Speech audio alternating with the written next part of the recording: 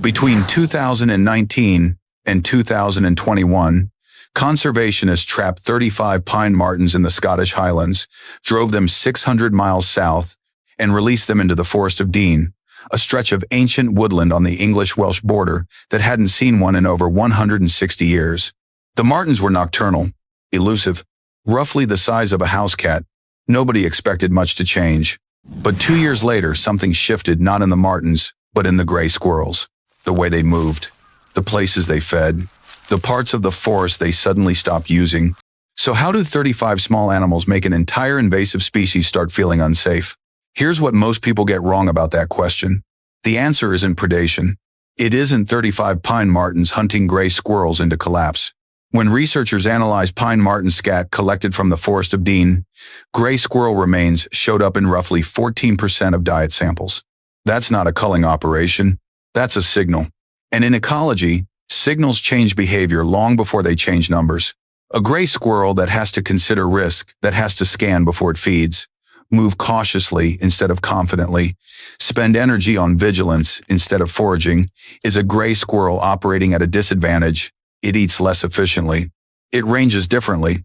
Data from the Forest of Dean showed gray squirrels beginning to expand their activity zones, a pattern researchers interpret as displacement pressure, not just predation loss. This is what ecologists call the landscape of fear. A predator doesn't need to kill every prey animal to reshape how an ecosystem functions. It only needs to make certain places, certain behaviors, certain moments feel unsafe. When 35 pine martens moved into the Forest of Dean, they didn't just add a new predator to the food chain. They converted the entire woodland into a space where gray squirrels could no longer operate on autopilot. And if behavior changes before population numbers do, then the collapse of gray squirrel dominance in that forest may have already begun, not in the body count, but in the daily decisions of every gray squirrel trying to figure out where it's still safe to be. To understand why gray squirrels change their behavior in the Forest of Dean, you first have to understand what they walked into. And to understand that, you have to go back to 1876. That year, a small number of gray squirrels were brought over from North America and released onto a Victorian estate in Hertfordshire. They were a novelty, an exotic curiosity for the grounds of the wealthy. Nobody was thinking about ecological consequences. They were just squirrels. Within decades, they were everywhere. Gray squirrels are larger than red squirrels, more adaptable across habitat types, and more efficient at extracting energy from foods like unripe acorns that red squirrels struggle to digest. They outcompete reds at feeding sites and push them out of broadleaved woodland, exactly the habitat red squirrels need. But the most devastating weapon gray squirrels carry isn't size or appetite. It's a virus called squirrel pox. Gray squirrels are carriers. They don't get sick. Red squirrels do, and when they contract it, mortality is close to total. The numbers reflect what that combination of pressures does over 150 years. England today has approximately 38,900 red squirrels. Across the entire UK, the estimate sits at around 287,000, the majority of those in Scotland, where gray squirrel populations are lower and pockets of suitable habitat remain. What was once a species distributed across Britain has been reduced to fragments. This is not a gradual natural decline. This is what happens when one species is placed into an ecosystem it wasn't built for, carrying advantages the resident species has no answer to. But here's what that framing gets wrong. Red squirrels didn't lose because they were weak. They lost because the rules of the forest changed around them. Before pine martens disappeared from most of England, gray squirrels weren't operating in a risk-free environment. They were new arrivals in a system that still had native predators. When those predators were removed through hunting, habitat loss, and persecution, gray squirrels inherited a woodland with no checks on their behavior. Red squirrels had survived in Britain across thousands of generations. They didn't go extinct because a stronger species outcompeted them on a level playing field. They lost because the field was never level to begin with. So the question isn't why red squirrels struggled. The question is, what changed when the predator that once balanced this system was taken out, and what happens when it comes back? For decades, the response to gray squirrel expansion followed a simple logic. You see a problem, you target the problem. Gray squirrels were stripping bark from trees, outcompeting red squirrels, spreading through woodland after woodland. So the solutions aimed at what was visible: trapping, shooting, fertility control programs, protected reserves for red squirrel populations that still remain, conservation zones with strict management boundaries. These weren't failures of effort or funding, they were failures of framing. Natural England's Red Squirrel Recovery Strategy, published in April 2026, evaluated 18 separate intervention options, each assessed across multiple criteria, including population recovery potential, cost, social acceptability, animal welfare, risk of non-target species capture, and impact on woodland trees. 18 options, scored and ranked against each other. That breadth of analysis alone tells you something. This is not a problem with an obvious solution. If trapping and culling were enough, there would not need to be 18 options on the table. And the stakes behind that analysis are not abstract.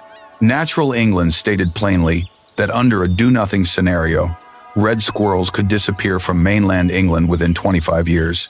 25 years, not a distant ecological concern, a timeline with a hard edge. But here is what the full weight of that strategy points toward. Gray squirrel control, even sustained, coordinated, well-funded gray squirrel control, addresses a symptom.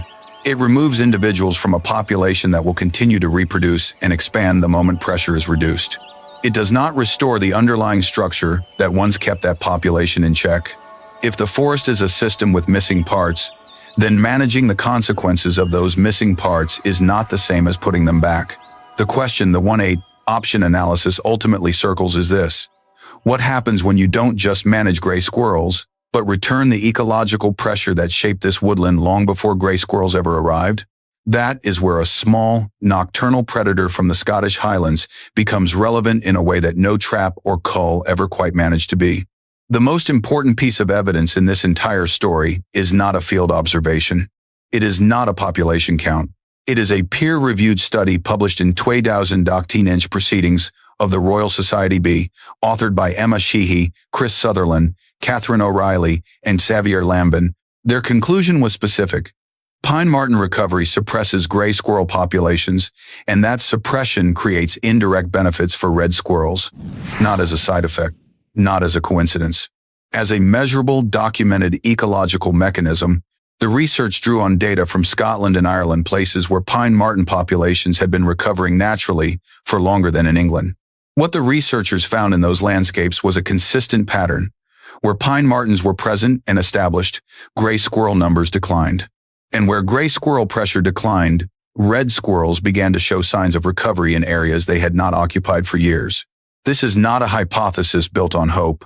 It is a pattern observed across two countries, in real woodland, over real time. But here is what makes that finding genuinely significant, and why it changes the framing of everything that came before it.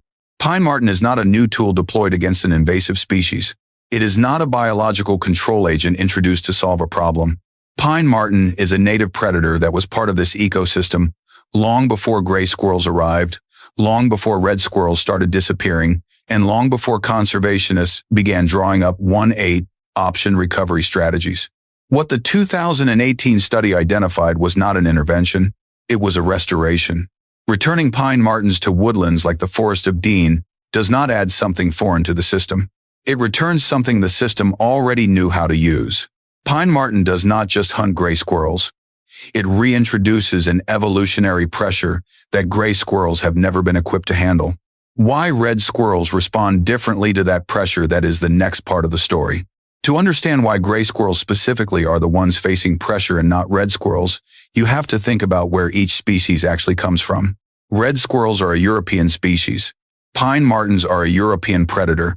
That relationship is not new.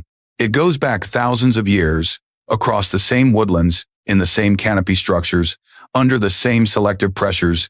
Red squirrels did not evolve in a world without pine martens. They evolved alongside them. Over generations, that coexistence shaped behavior. How red squirrels use the upper canopy, how quickly they detect and respond to a predator approaching from below, how they allocate time between feeding and vigilance. These are not learned skills. They are encoded responses built over deep evolutionary time. Gray squirrels have none of that history. Gray squirrels are a North American species. They were brought to Britain in 1876 and spread through a landscape where the native predator that would have shaped their behavior simply did not exist. In North America, gray squirrels have their own predator pressures. hawks, foxes, their own set of threats. But pine marten is not one of them. The native pine marten of Britain is not a predator gray squirrels ever developed instincts to avoid. This is what makes the dynamic asymmetric. When pine marten moves through the forest of Dean, red squirrels and gray squirrels are not receiving the same signal. Red squirrels, as a European species with a long history alongside this native predator, carry behavioral responses that gray squirrels simply do not possess. The same threat lands differently on each species. Gray squirrel remains showed up in roughly 14% of pine marten diet samples in England. That number matters not because it represents mass predation, but because it confirms the predator-prey relationship is active and gray squirrels are disproportionately exposed to it. The species that dominated this woodland for over a century built that dominance in the absence of a key native pressure. When that pressure returned, the advantage started to invert. A species can be stronger in a system with missing parts, but when the missing parts come back, the rules change. What happens next in the Forest of Dean is not a conclusion. It is a test. Releasing 35 pine martens into an ancient woodland is not the same thing as restoring an ecosystem. It is the beginning of a question. Can a small founding population survive, establish territories, reproduce, and disperse, and can it do so at a scale and duration that actually creates sustained pressure on gray squirrel behavior and numbers? Those are very different thresholds. Releasing the animals is the easy part. Everything after is what determines whether any of the science translates into reality on the ground. By 2022, Gloucestershire Wildlife Trust estimated the population had grown to more than 40 individuals. At least 4 litters of kits had been recorded animals born in the Forest of Dean, not translocated, not from Scotland, born there. That distinction matters. It means the population is not just surviving, it is reproducing. The martens were staying, breeding, and beginning to disperse. That is not a miracle. That is the first condition being met. Before the Forest of Dean project, Wales had already run its own translocation program. 51 pine martens reintroduced between 2015 and 2017. That Welsh population has been expanding its range. The Forest of Dean matters in part because of where it sits. On the border between England and Wales, positioned to connect the recovering Welsh population with southwest England. This is not just one woodland doing one thing. It is a potential corridor, a bridge between two landscapes that could, over time, allow pine marten range to extend across a much larger area. But the corridor only works if the population in the Forest of Dean continues to grow, disperse, and hold. That is the live test. Not whether 35 animals could be released. Whether 35 animals could become the foundation of something self-sustaining, and what that test will ultimately tell us goes well beyond squirrels. If it works, if a native predator, restored to a landscape it was absent from for over a century, that begins reshaping how an invasive species uses that landscape, then the Forest of Dean becomes evidence for something larger. That sometimes restoring nature does not require more control. It requires returning what was already there. In 1876, a decision made on a Victorian estate set in motion a chain of consequences that would take over a century to fully understand. Gray squirrels, brought from North America as a curiosity, spread across Britain and pushed red squirrels toward the edge. Not because red squirrels were weak, because the rules of the forest had been rewritten, and one of the key pieces that once kept those rules in balance had quietly disappeared. Pine martens were gone from most of England, long before gray squirrels arrived in numbers. The forest they left behind was, for gray squirrels, a place without consequence, a landscape they could dominate without resistance. What happened in the Forest of Dean between 2019 and 2021 was an attempt to change that. Not with a new technology, not with a larger intervention. With 35 animals nocturnal elusive, roughly the size of a house cat returned to a woodland that hadn't seen them in over 160 years. Gray squirrels are now moving through a forest that has a different weight to it. A forest where the old rules are beginning to reassert themselves.